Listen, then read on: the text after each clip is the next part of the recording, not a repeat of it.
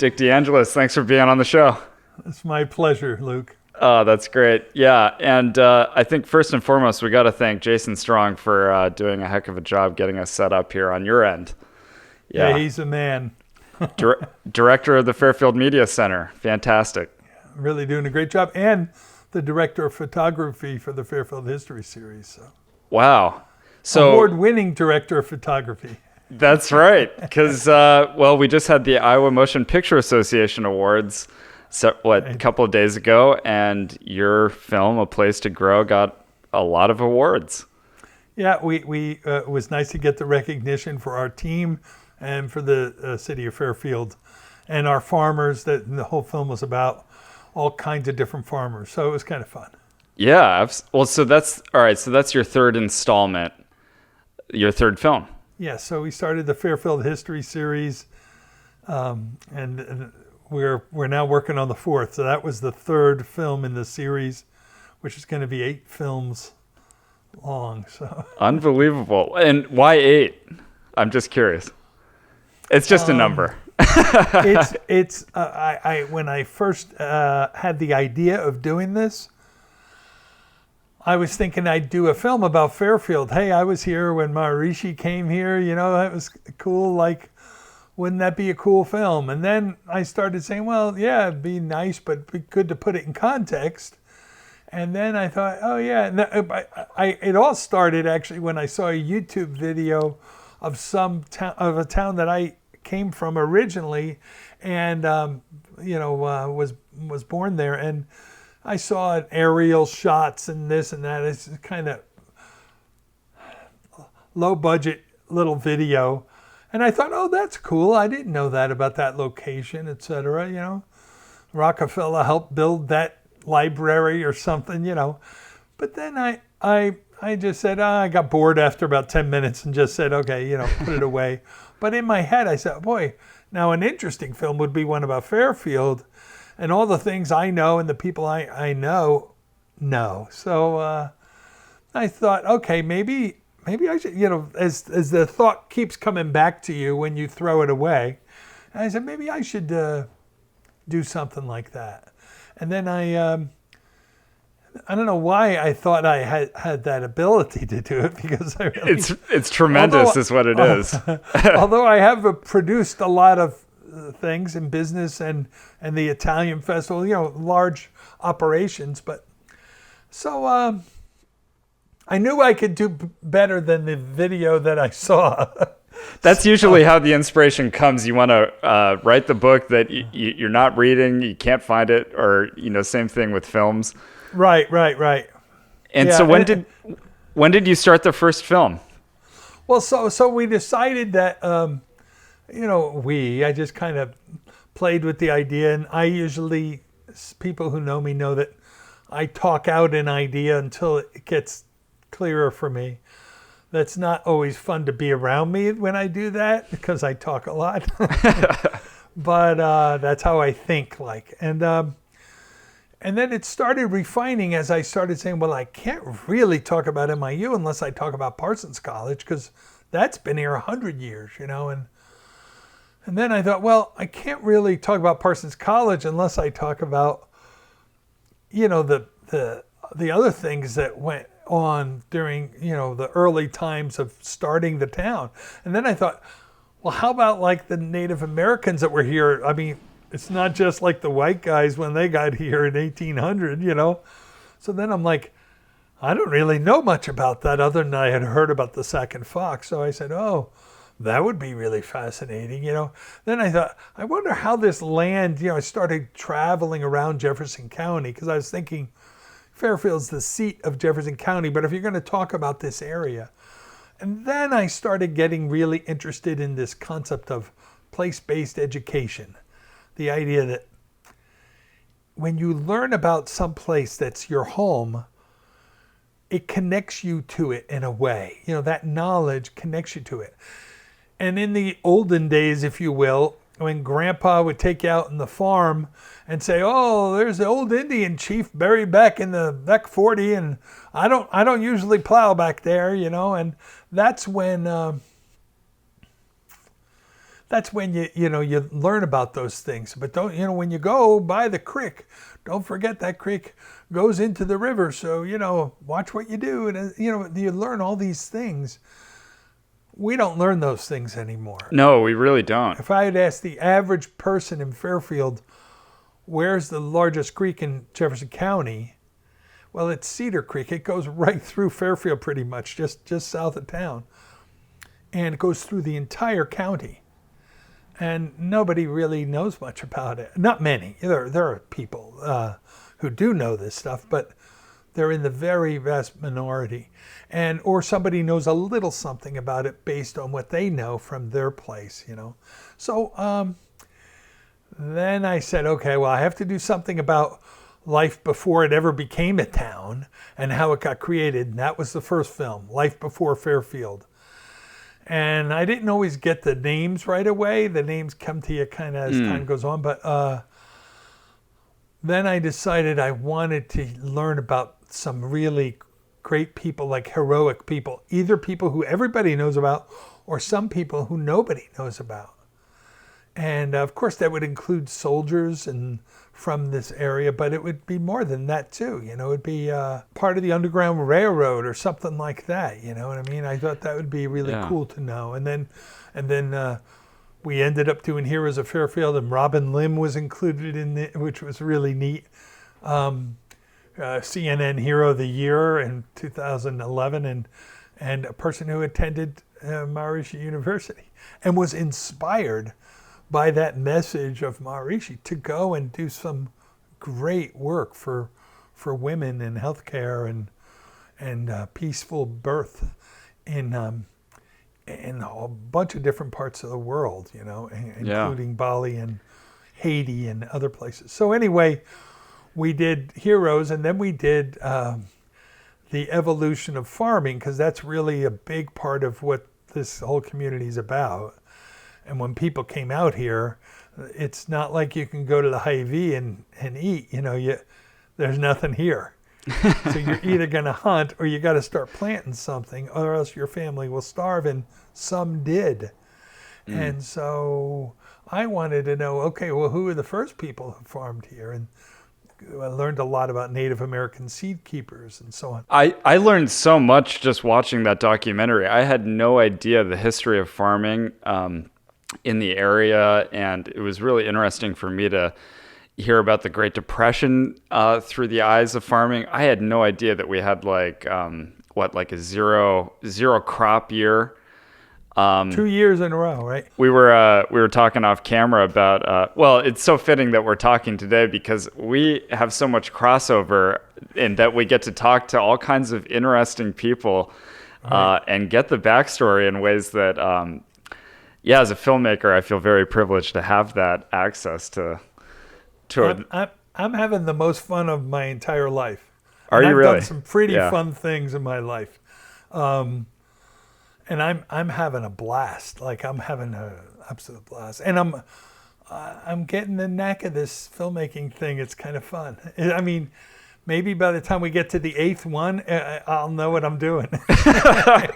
I love that. Yeah. Well, I mean, there's no denying you've certainly picked up and know a whole heck of a lot. But I think our listeners might be curious to know how do you start a film? How do you do your fundraising? So I'm the producer and the director of the Fairfield History Series, which we just talked about. Ended up being 8 films. So the next one is going to be ahead of their time, about innovators and entrepreneurs and so on.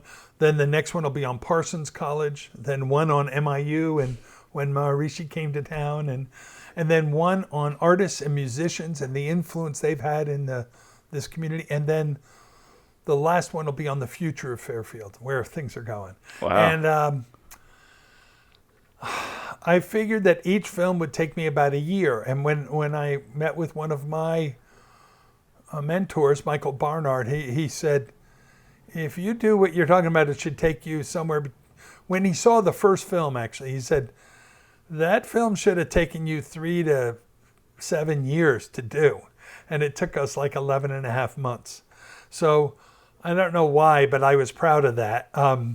Now, when I look back at it, I say, oh, I should have taken a few more months. Because there's things that you pick up that as time goes on. But like in the post-production process? Yes, yeah. Things that we got away with, or we did in the first film, we wouldn't do that way anymore. And that's okay. We're just learning. Yeah. If you see any filmmaker that I look up to, and you see their first film, they always have a first film. They go, oh, there was something raw that was good, but it was also raw, So, yeah. One thing that's special about documentary filmmaking that I think a lot of people don't realize is that you're dealing with these incredible ratios of content to what actually makes it into the final film, the immense amount of interviews and so on. I think they say, I don't know what it is for a traditional, a blockbuster movie or something. It might be like 20-to-1 ratio or something like that. Whereas in a documentary, you might be doing 50, 60-to-1 ratio. So the amount of compiling, the amount of stuff you have to keep in your head as a director, how have you managed that so far in these projects? That's why I'm trying to hurry and get these done while I still remain able-minded. I think running companies and things that I've done in the past, and a family of 5 children and so on, it's helped prepare me for this.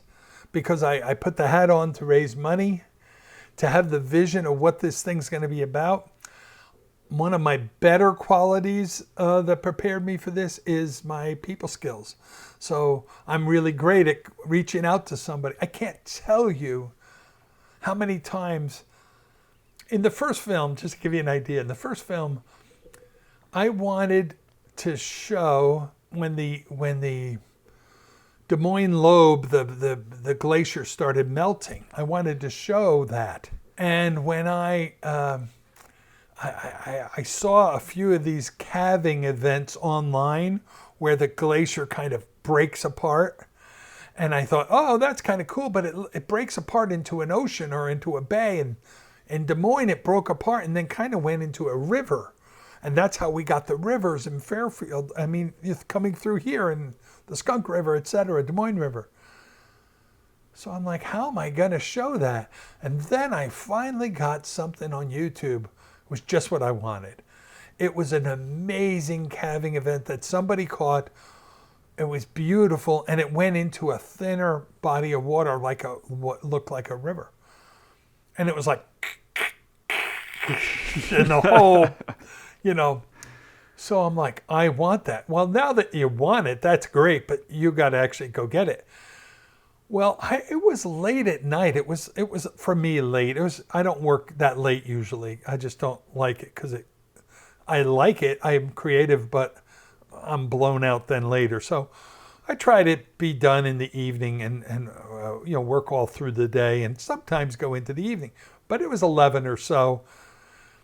I go check out who this guy is that took the film, and now I'm on the hunt, right? So now I'm looking up, where is this guy? Who is he? Is he on LinkedIn? Is he on here? Is he on there?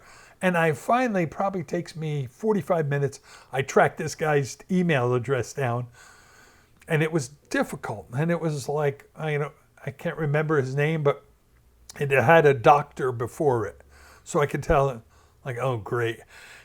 An academic. So, hi, I'm Dick DeAngelis. Now I do the Dog and Pony Show on an email. And I'd like permission to use this film because I'm telling about the Des Moines lobe calving. And I get an email back in like 5 minutes. I'm going to bed. I'm like, okay, I sent the email. Going to bed. I got the email back. Guy goes, I can't believe you got a hold of me. That's so unusual for anyone to get a hold of me. I'm heading off to... I'm going to tell you Iceland. Tanzania. No, I don't know. Like Antarctica or something for Sure. 6 months. Whoa, okay. And that would have been way after the film had come out, right? And he goes, tell me a little more about your project. So now I write back, Fairfield History Series. We're a nonprofit educational organization. This is a community project with over 100 volunteers. And I'm still learning, but I'm doing these films to, place-based education, have our children and adults come together, learning about their own community and how it became what it is today. The guy writes back, and I said, we don't have much money to offer you or anything, but, and he writes back and he goes, I'm in, I'll send you the clip and you have my permission to use it. Wonderful. And he goes, I'm leaving in a half hour Oh my God. to go on my trip. I still can't believe you got a hold of me. And I'm thinking, if I'd have just left after I wrote that, if I hadn't have stayed around and mucked around for a few minutes, I wouldn't have got his response, And then I write him back and I said, do you think do you have this in any higher resolution? Because it's YouTube. And he writes back and goes, boy, really picky, aren't you? And then he goes, no problem, go to this link, download it, and that was done. That's just one of, I would tell you, 20 or 30 crazy examples. I love that you brought that up because I was curious. There's so many ways to source your B-roll material, and some might be off a website. And this story of you finding exactly what you needed via YouTube. I try to go for just what I want. Yeah. And then find a way to get it. I on Heroes of Fairfield, we use only local music for all of our film. And that's Tim Wonderful. Britton Yeah. is our audio master, and he, with me, kind of selects those songs, and then we put it in, and we get permission, and we pay each of the musicians something. Most of the music's already been recorded. Sometimes Tim's recorded it.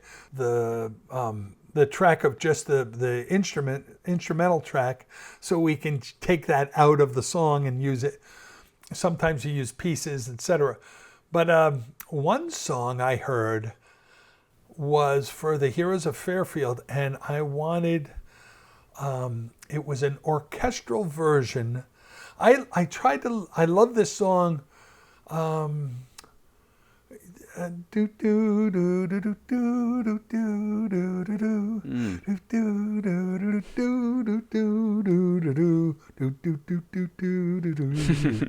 So it's a famous song, the battle cry of freedom, and it was very popular around the Civil War. People rallied behind it, and it's really a beautiful song even now. It's really a gorgeous song. And what's really interesting is I listen to these quartets sing it, like famous quartets in the barbershop type of thing. And I loved it, but it wasn't for the film. And then I heard this orchestral version. I'm like, I called in my wife, Karen, 41 years, and I said, I found it. And she goes, what? I said, that song. She goes, oh yeah, that song. And I'm like, listen. And she goes, oh, that's beautiful. And I said, yeah, that's what I want running on the credits of our film. I just want that song. And I find a guy whose name's attached to it again. The cost of the song to use is $10,000. Oh, jeez. And I'm like, I think I must have written him, because I wrote him back and said, we're poor, help. If that's what it is, I respect that everyone worked there, etc. But here's what I can do, And he writes back and goes, tell me more. And I wrote him back, and then he goes, how's $75 sound? And he charged me $75. Good man. And I got the song that I absolutely loved. It was beautiful. And he had the full rights to give that to me, which was also unusual. Isn't it amazing that if you just have if you're just audacious enough to ask, what amazing doors can open? Yeah, I think so. I think my feeling has always been, I do everything I can to go in that direction. And I kind of have a deal with God or nature or whatever. And that is, if not this, then something better. So I'll go for what I want, but I'll also be open that something even better comes along. So, so you just go with all of your power and all your energy to make it happen. And then if something better, then you have to be awake enough to accept the gift of something better, you know. Yeah. But in this case, it worked out, and it was delightful, and it was just what the doctor. Here's another one. Do you know Chuck Mitchell? No. So Chuck Mitchell is Joni Mitchell's first husband, and he plays sometime at Cafe Paradiso. He's like a folk artist, a songwriter, a musician, and an interesting, really interesting old guy. I don't think he would mind me saying old guy, and has a certain style. I would say somewhere between Greg Brown and Johnny Cash or something. You know, it's like very cool, kind of old voice, right? So I'm doing the farming film, and I want a song. Tim plays me the song called Iowa Gold. And the person who wrote the song is somebody who was from Fairfield, Jane Roman Pitt. And Jane had written this song, and it's very lilting, beautiful, kind of 80s, 90s, sweet kind of song that she wrote and performed with a whole bunch of great musicians for the state of Iowa, talking about Iowa Gold, the beautiful, you know, the crops and everything. And I liked it, but I didn't want to hear that voice on this film. It was for that time. And then I talked to Tim, and I said, he goes, well, what do you want? Someone else? And he mentioned a bunch of local musicians. I said, I want Chuck Mitchell's voice, which is this graspy kind of. And I want him to kind of say it, not even sing it, kind of half sing it, say it. Iowa Gold, this land is filled with, you know. And Tim goes, well, I recorded it, so I have all the other parts. And all these really good musicians played the violin, this and that. So we asked Jane, and she agreed. And we ended up having those harmonies where all those people sang at the end. And he did like 3 versions for me, came over to Tim's place, did 3 versions. And that was the credits music for A Place to Grow. And people say, wow, what was that? And we actually just, you know, many times we're just creating new music, or music that we're kind of mixing with other music that we have. So it's so fun. I mean, it's a blast. Filmmaking is just a beautiful marriage of visuals and music and just everything. You name it, set design. I decided I wanted to start my whole series with a scene that didn't look like Talking Heads documentary. Like, oh, here we are. Hi, I'm here to tell you about our history. You know what I mean? I wanted them to feel like they're in a feature film, and we're going to take them on a trip, on a ride. It's very engaging, and you know, credit to you and Jason too for his beautiful cinematography. But some of those gliding shots where you're going through the fields, just really, really beautiful. Thanks. Renee Holmberg is the one that did the aerial work on that. And to give you an idea, that was shot early. That particular shot was in the beginning of that film also. We start the film actually with the Pangean Shift, which is this map that actually is animated and shows one continent breaking into, and there's a little star on the continent that's on the equator. And then everything takes their place, and you find out kind of as it's going on, and that music is playing in the background, that star, people start whispering in the theater, that's Fairfield, that's Fairfield. And then they start seeing, oh, and the truth is 450 million years ago, Fairfield was on the equator in about a 7-foot sea underwater with eurypterids, 8-foot sea scorpions roaming the earth that we're now walking on. So it's very, very cool, and we kind of show people that star, and then it takes its place as to where we know Fairfield is. We don't say Fairfield or anything, but everybody knows. And it was great for me because we had the place packed at the Sondheim, the first show, and people are whispering, I think that's Fairfield. And I'm like, great, this is, now they're in. And it's like, oh, you're not in Kansas anymore. You know, you're not in the type of experience you thought you'd be in. And not that it was perfect or anything by any means, but it definitely left people with this sense of, I'm suspending disbelief and kind of I'm going to learn something, this is cool. I want to hear more about the filmmaking process, and I'm just imagining people who might be listening to this episode, aspiring filmmakers or other filmmakers who are like, gosh, I want to make a film. How do you do it? I mean, so are you shooting for several months and then at a certain point you're just like, okay, we got enough material, then you go. Well, we have different teams now. We have a historical team of about 8 to 10 people that just do research. It's headed by Lawrence Iyer, who's a history teacher at Marshey School. He's a Yale graduate, but I don't blame him for that. He was just part of his baggage, and he's really brilliant, and he loves this. And then we get a lot of local people.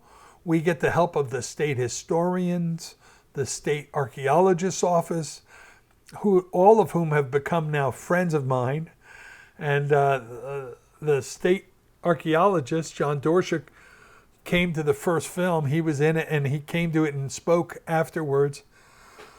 We work with the two major tribes, tribal historic preservation officers for the Iowa tribe and for the Meskwaki tribe, which is also known as Second Fox. I've become very close friends with Lance Foster, who's the tribal historic preservation officer for the Iowa, and I've learned that's the tribe that was here for the longest period of time. And before them, their ancestors, the Oneota, were here. So we're talking thousands of years. Wow. And their people were here, and I've really learned a lot from him. And I try my best to use the latest thinking and then triple check it with different sources of people. When I went to the state historian's office and I said, I'm working on this with the Iowa, and they go, oh, so who are you working with the Iowa? And I'm like dismissing me, and I'm like, I'm working with Lance Foster. You're working with Lance? Like that, like with reverence, And I'm like, yeah, he's been very kind to me, and how about, who do you work with the Meskwaki? And I said, well, I work with Jonathan Buffalo. You're talking to Jonathan?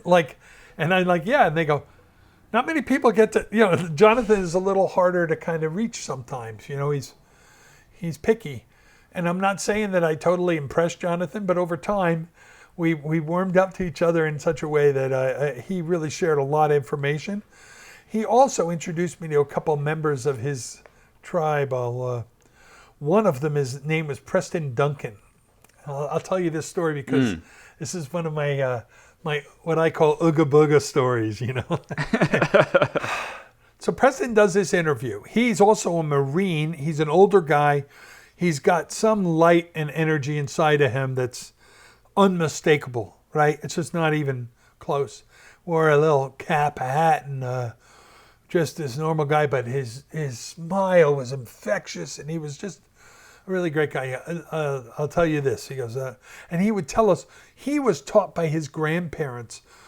So he kind of skipped a generation. So he had all that knowledge. He talked about birthing practices and farming and all kinds of things. How his tribe got started, how they fought the French, the whole thing. I asked him if he could give a message to people who are listening to this in their native tongue, because I like to hear the languages that were spoken. And he goes, yeah. And then he said something for a few minutes. And I was like mesmerized. And I said, can you tell me what you said? And he translated it roughly. But later on, like a couple months later, I'm like, I want to know word for word so I can put underneath what he actually said. And he gave me a rough translation, but I didn't want to put the rough translation because anyone who knew the language would realize that I was kind of cheating a little, and I kind of... So I sent my son, Mickey, who's now named Michael, and I sent him to Tama because he was up in Iowa City anyway. I said, would you do me a big favor? I call Preston, we work it out. He goes, I put it on a private YouTube video.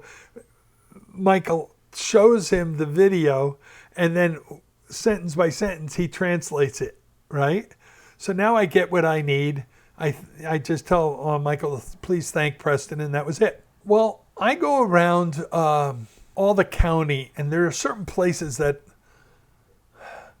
they're sacred places. I don't know how to put it. The Native Americans were there. They were active, and the places have an energy that's unmistakable. For anyone, it's unmistakable that these are special places.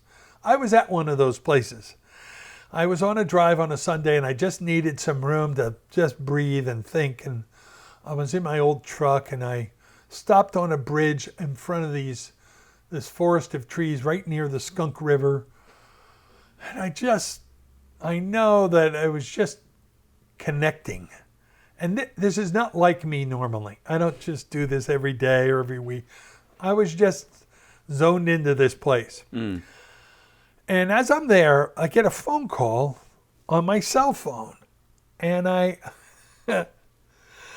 pick up the phone. I go, hello? And he goes, DeAngelis, this is Preston Duncan.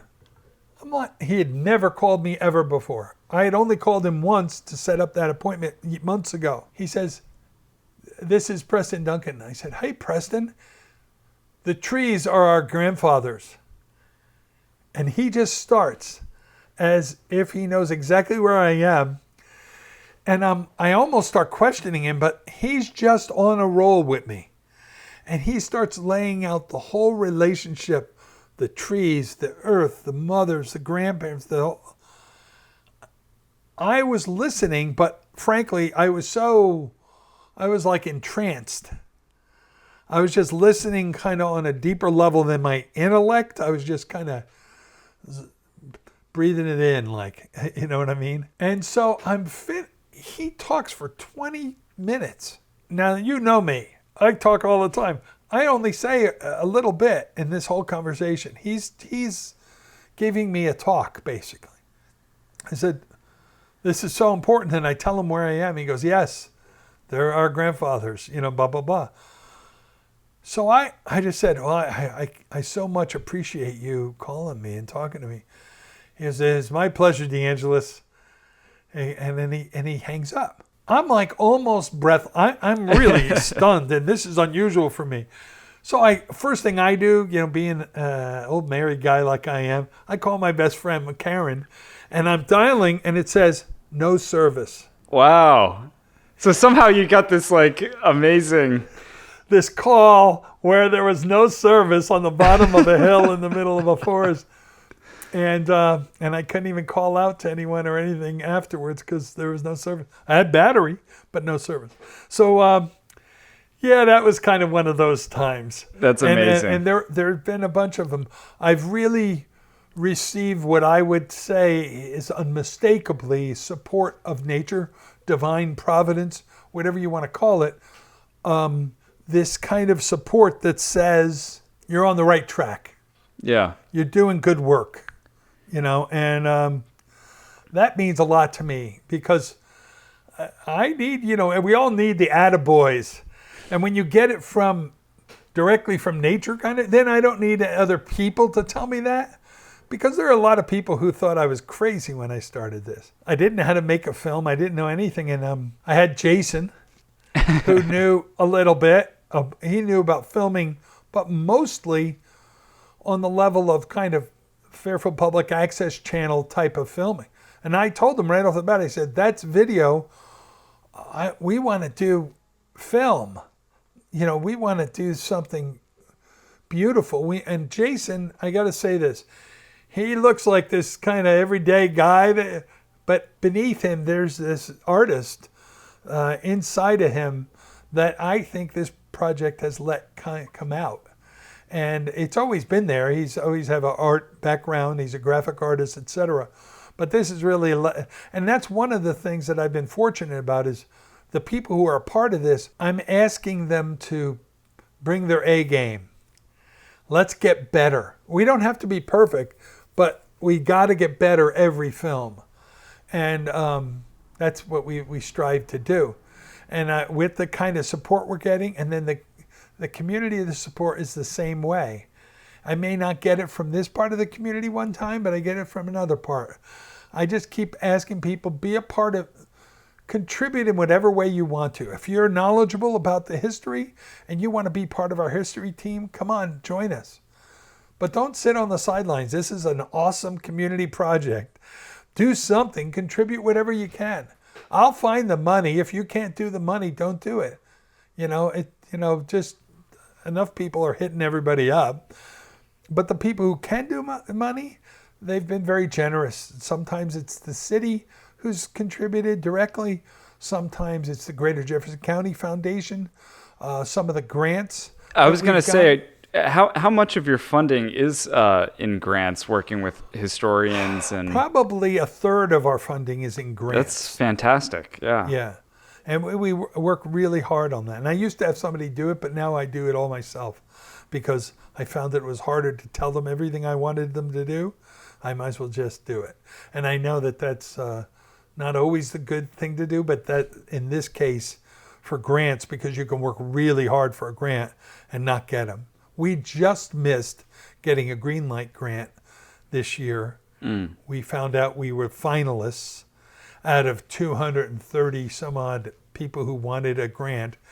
We were in the last, let's say, 8 people that were looked at. And we just missed it. And Darn. It was a $48,000 grant. Would have pretty much taken care of the whole film. Yeah, that would have been a film right there. Darn.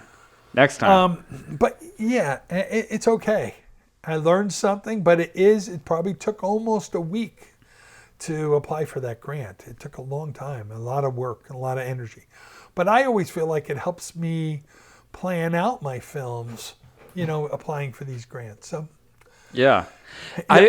You can't be real thin-skinned about this. You really have to. No, it takes a lot. Yeah. I was going to ask you, one of the hardest things about being an independent filmmaker is the distribution, which I have yet to figure out. It's, getting as many eyeballs on your project as possible.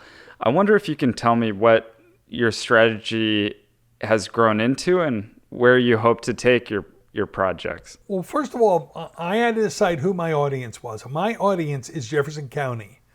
I want the people of Jefferson County to learn about their community. If secondarily someone's looking at this voyeuristically and saying, oh, this is a movie about a small town that's learning about itself, that's cool. Or if they say, I'm in Iowa and most of this is true about Iowa in general, not just their community, but it's kind of cool. But I made a decision early on that was going to be my audience. I do think you need to understand what that is.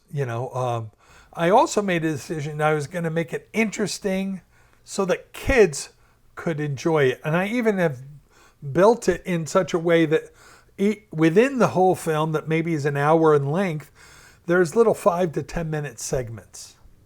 And those segments are so that teachers can teach them now. Finally, after a couple films, the teachers are teaching these films in classrooms. As they should, yeah. And they're really appreciating that I can give them something just on the Pleistocene period, or just on the change of climate change of 10,000 years ago that happened, so that they can go, oh, this is great. Or just about the Iowa Native Americans that lived here, the people that lived here, and what language they spoke, etc.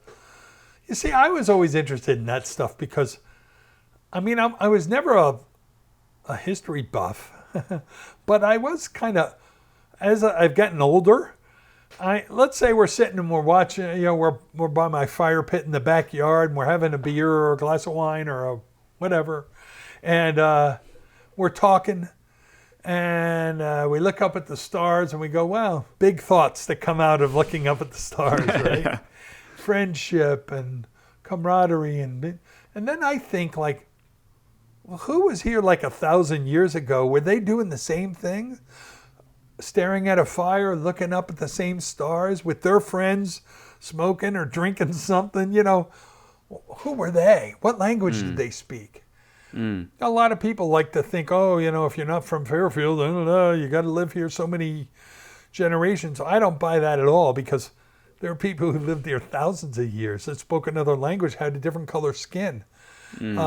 We've only been, the white guys have only been here a couple hundred years. And I'm not I got nothing wrong with white guys. That's Sure. fine. I'm just saying that's the reality. That's the reality. And also, is really interesting is Fairfield has this amazing history of being a very inclusive town. So when I came here, there weren't many people of color and so on and so forth. I remember someone coming up to me and going, "Are you Italian?" I'm like, we had a Mexican here once, kind of thing. And over the time, the university's really become more Maharishi International University. Yeah, no kidding. And it's really, it's not very different than actually Fairfield was back when it first opened up as a land office, where they actually got certified their land purchases in the county, etc. And people from there's sections of town, Germanville, Frenchtown, Swedesville, Polishville. Really? There are these places. They all spoke different languages. They all had different music. And it was really an interesting place from early on. Whereas there were some towns that were more like Quaker towns or something. They were pretty, much the same, Yeah. I mean, not that the people weren't different, but, that they all had the same religious backgrounds, etc. And that was not the case here. When did you move to Fairfield? I kind of want to hear that story. About 40 years ago. So I was going to college as a freshman at Northeastern University, living a little bit of a wilder freshman year. And a friend told me about Transcendental Meditation, and in Boston there was a talk about it. And I think I saw the poster. It looked like this Maharishi was giving the talk. So I went and bought a book that he had written called The Science of Being and the Art of Living. And I read the whole book. I went out to the beach. And you ever read a whole book and then it's kind of a little bit heady? And then I do this, and probably other people don't. And then I don't remember almost anything I read. It just all went in and kind of out, I got the essence of it, but I didn't really remember a lot of it, right? But I said, this guy's got it. He's got an answer here that I need. So I couldn't wait to hear him talk. And then when I got there, it wasn't him. It was some teacher who was really, hello, this is Transcendental Meditation. I'm like, oh, I'm not sure I want to be like this guy. But actually, he was kind of calm, and I wasn't. So I thought, okay. I learned to meditate in Boston in 1975. And the next week, my buddy who I learned with went to an advanced lecture on MIU, who had just come to Fairfield. And he said, and he came back and he goes, you should have been at this advanced lecture. There's this university and all the people there meditate. Even the janitors and everybody meditates. The professors, some of them came from Harvard and stuff to this school. It's in the middle of Iowa. And I'm like, I'm going there. And he goes, you can't go there. And I said, why not? And he goes, because you didn't go to the lecture. So I went. I got this big, thick book about MIU. I took the train home, told my parents I want to go to this university. They cried. They were not happy. But I convinced them that the school had already was going to become fully accredited. It wasn't yet. And my dad, who was paying for my education, said, this is your last chance. If you go to, because I was getting good grades where I was. But I was partying, I was having a good time. And now all of a sudden I stopped partying. I was feeling clear-headed. And I say, okay, let me check it out. So I'm going to get in trouble. I dropped all my girlfriends at the time. I was a lot thinner than I am now. And I went for knowledge, I forget the girl things, forget the partying things. Just knowledge of the highest level, this yogi and all this.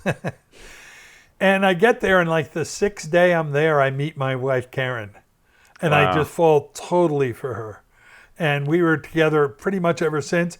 We didn't get married because my dad's rule was if you got married, then you pay for your own way after that. So you had a little more mileage to... So the day after we graduated, we got married at Barnite Chapel. And wait, is that the chapel that was... Yeah, that was there. Oh, that was a beautiful... It was. We missed that. And then we got married the day after we graduated. So all the family that was out for graduation just stayed. And all my friends were still there, so they stayed. And we came back to New Jersey, where I'm from, for a year or two. But all my friends were sticking around here.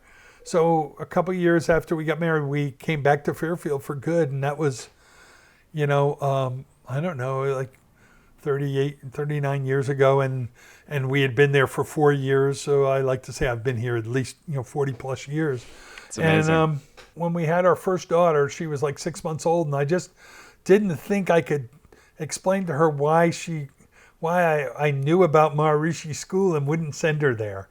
So I said, I'm going to just go. I remember Dennis Ramundi said to me, hey, I said, Den, when I get rich, I'll come out there. I got to make a lot of money because I had a business degree and so on.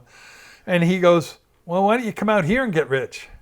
So that's what I did. I actually came out here and got wealthy. And then I lost it all. And then I got wealthy again. And then I lost it all again. And my poor wife has been a little bit of a roller coaster economically. But we're fine now. And we don't have a lot of money, but we don't owe a lot of money. So we're in good shape. Beautiful. Yeah. What would you attribute? I mean, you did a lot of really fantastic stuff. As you mentioned, as an entrepreneur, you did, what was it, Melaleuca, the tea tree? I did do Melaleuca. I also was a vice president at International Trading Group.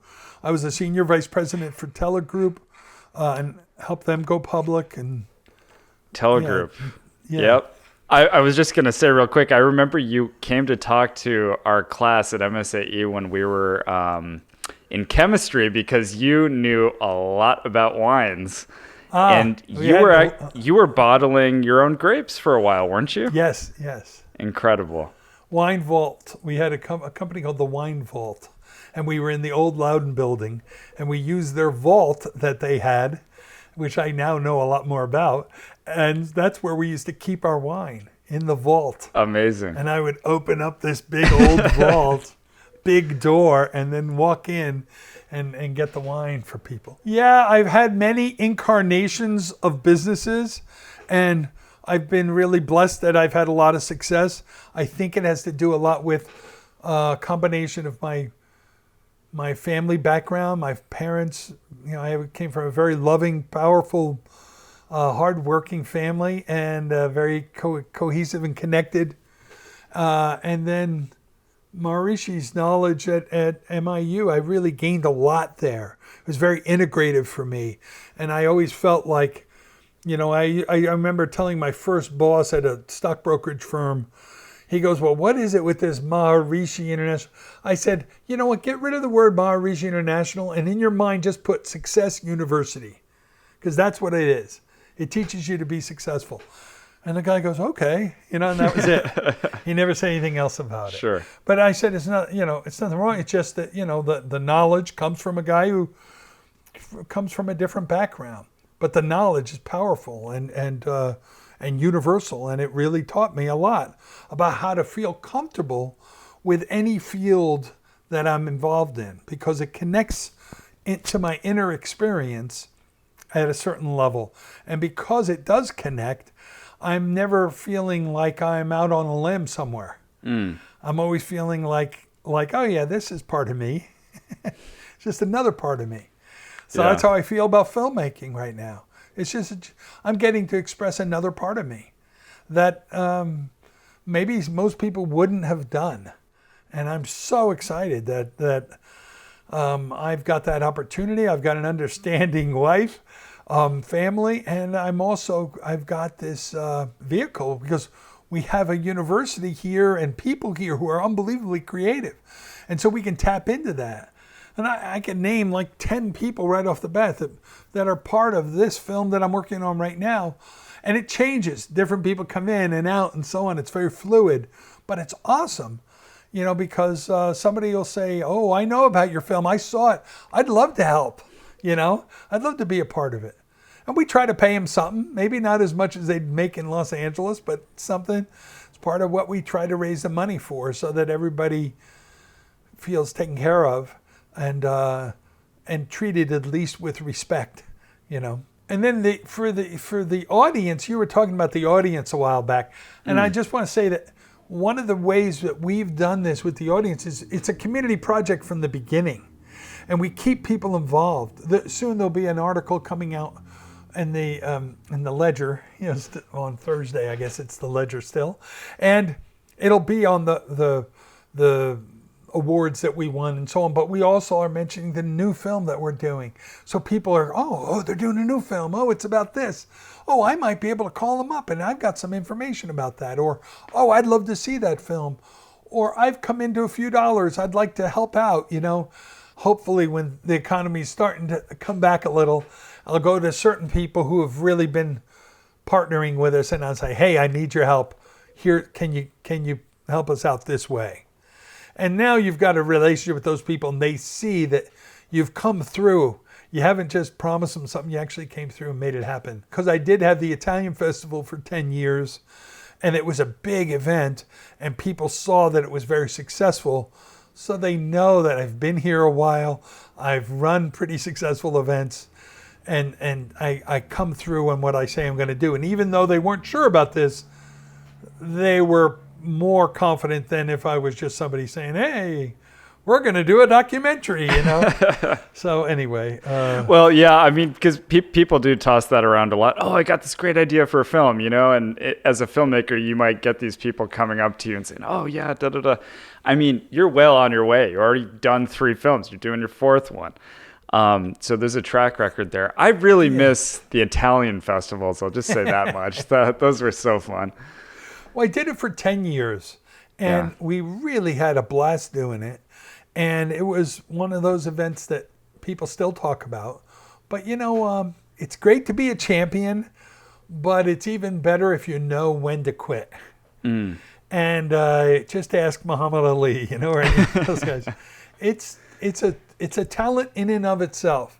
And I felt like the Italian Festival was doing great, but people who had worked, we kind of burned through a lot of people with so much work to do. And there was no income being generated for me or anybody. So I was spending about 6 months of my life doing a festival for the love of it. And it was great to do. I got to be with a lot of people. We had a great time. We brought in amazing talent. Near the end, we were having 25 to 30 roving musicians and artists come. People I didn't see that guy. Oh yeah, there was a juggler, there was this, there was that, and people didn't even know how many artists were there. We did everything authentic, all the food, etc. And so people were attracted by the food, but when they came, then we taught them about Italian music and Italian art and and all the influences that Italians have had even in America and on life here. And that was our pleasure. It was kind of my nod to my father and my ancestors, etc. But I think when it's the time, there's always a time when it's done. Anybody who has kids knows that when I was with my kids, I thought I would never not be with my kids. I remember coming into the Lovin' Spoonful and seeing you and your mom coming in for breakfast. Remember that? Oh, yeah. She would walk in with you so proud, and you were so happy to be there with her. And I thought, we better enjoy this, because those days, they go. They're done. It's like the flower blooms and then it's gone. It's the way life is.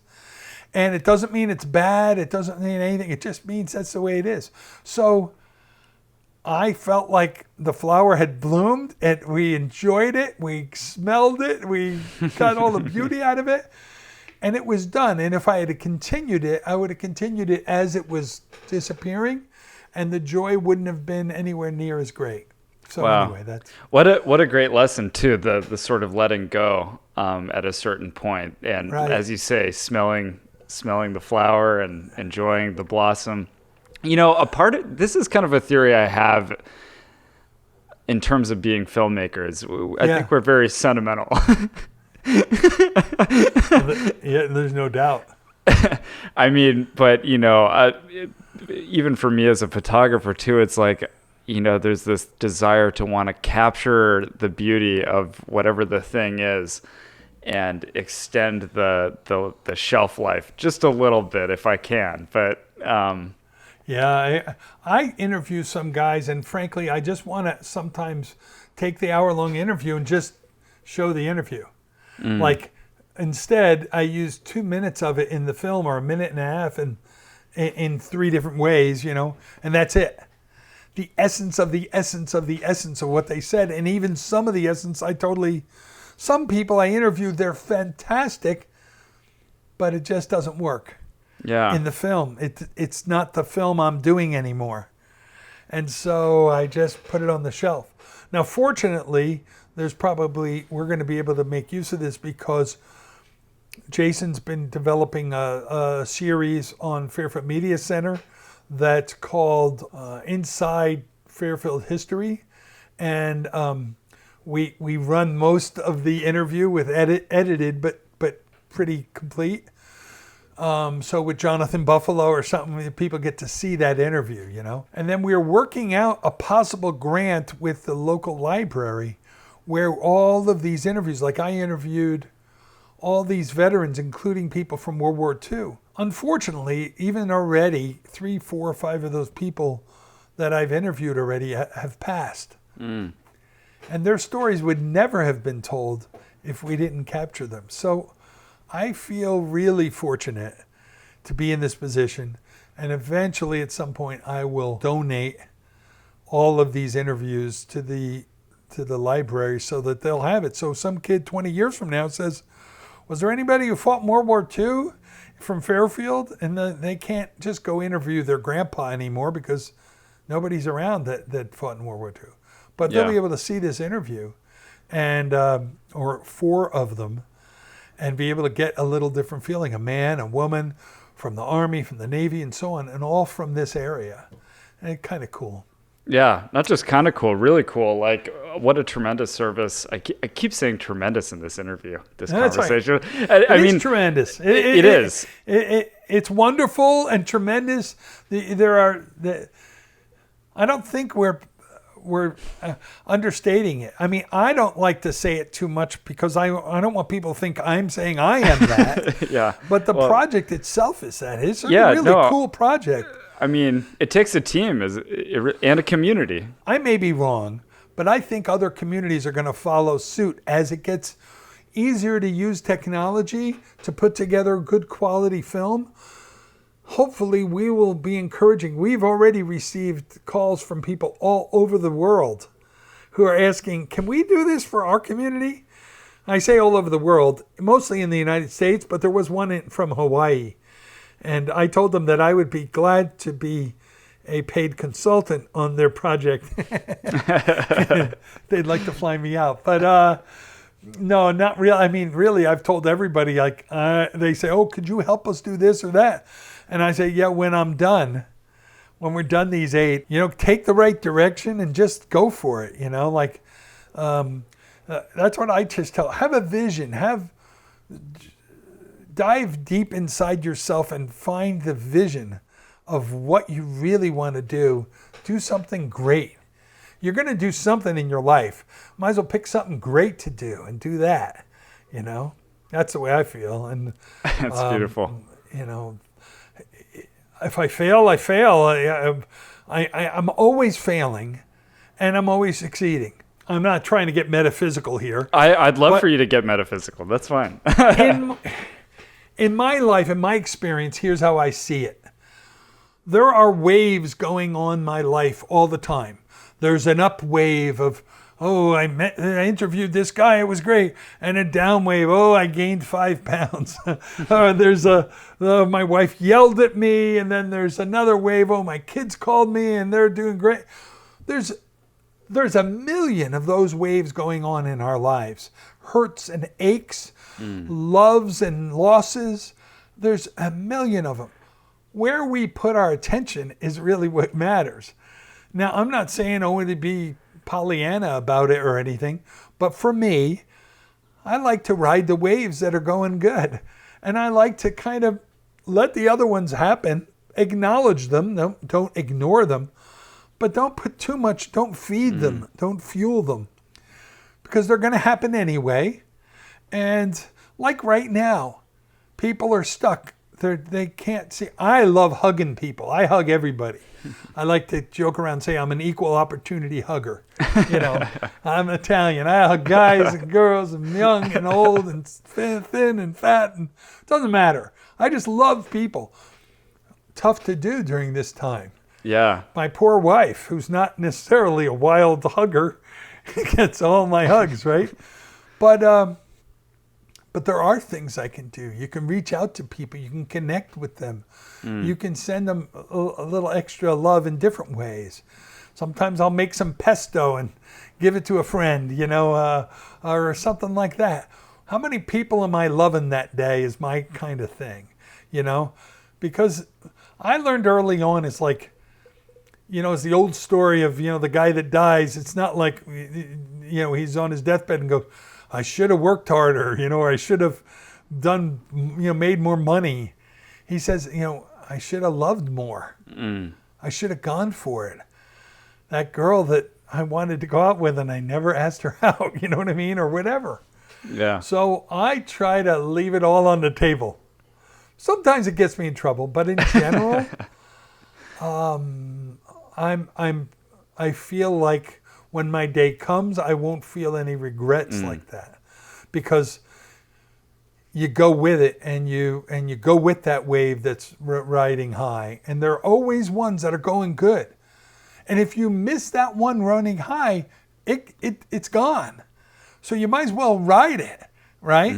And then hop on the next one, and wherever it takes you. You got to have a little bit of faith, and whether you think of it religiously, which I do sometimes, or just spiritually, or kind of trusting nature, or whatever you want to say. To me, it's pretty much the same thing. It's like, is there some force greater than myself that I allow myself to give into? And you may feel like, well, that also is a part of me. That's great if that's your experience. But for me, I don't get too tied up in it, in the semantics of it. I letting go is it's a beautiful thing, and it's something that I think can give you a lot of power. Right now, for example, in the film that I'm working on, Jason's here in the room, so I know he'll be smiling. I'm getting frustrated again with my film. Now, we're doing everything right. We're a little behind because of the COVID thing. You have to reset the appointments. You use all the protocols and do all that. So it takes a little longer. I'm doing some really creative things. It's going to be a cool, amazing film. We're working with Chad Starling for an intro. Wonderful. That's going to use his stuff in it and all. I've got some cool ideas that come in. But I realize that what I'm thinking of right now for this film is not the film I want to make. I want to make something better than that. So now I'm having to crush it all and rethink it. Doesn't mean the interviews aren't good or anything else. But the concept of the film is, I love entrepreneurship. This is about people being ahead of their time. This is about what we're just talking about riding the waves and stuff. Yeah. I want to make sure that gets included in it. That love of that I have gets included with a place to grow. I found in the farmers that I met a real kinship. I grew up kind of blue collar. My dad was a hard-working man, And even though he had some success in his life, it took a long time, Started out, with not much at all. And I look at these farmers, whether they're sustainable farmers or chemical farmers, whatever it is, they work. I mean, they are not afraid to work. Yeah. And there is something healthy and powerful about that. They have a respect. There's some balance in their life because of that. I connected to that. I think they connected to me. They saw this big guy who can't hardly get around out there doing the interviews and so on. And I think maybe they certainly were kind to us and generous with their time and their energy and their insights into farming, and it made a big difference, I think. Dick, you're such a force of nature, man. You're kicking ass. Well, I'm lucky I live in this town. This is a beautiful town to let you do these kind of things, to keep your nut down, the cost of living down, if you will, and to do some crazy things. Yeah. And that some people are starting to recognize our work. I'm thrilled for the people that are on our team and the people who contribute here in our community. And they say, wow, we're not the only ones that like this. Other people see value in this. And to that degree, I'm really grateful that those people have recognized our work. But it's not going to change whether I do this or not. Yeah.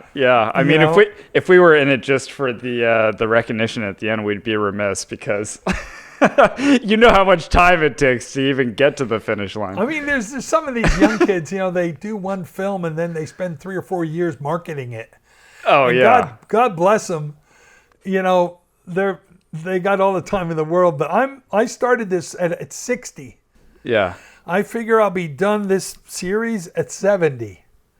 Then who knows what I'm going to do next. But right now, I'm just asking for the blessings to be able to stay with this and accomplish this goal. And then we'll reset it.